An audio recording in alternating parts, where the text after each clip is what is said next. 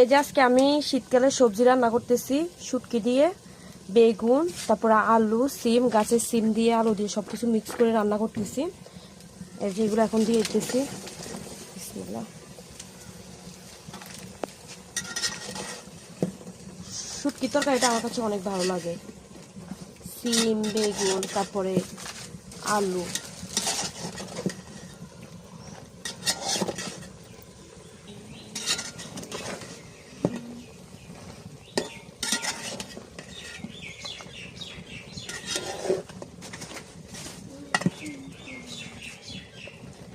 কে কে এরকম সব কে কে এরকম শীতের সবজি শুটকি দিয়ে রান্না খেতে পছন্দ করেন সবাই অবশ্যই কমেন্ট করে জানাবেন। আর তরকারির কালারটা কেমন আসছে তাও কমেন্ট করে জানাবেন। সবাই ভালো থাকবেন। নেক্সট ভিডিও দেখার জন্য আমাদের সাথেই থাকবেন। আল্লাহ হাফেজ।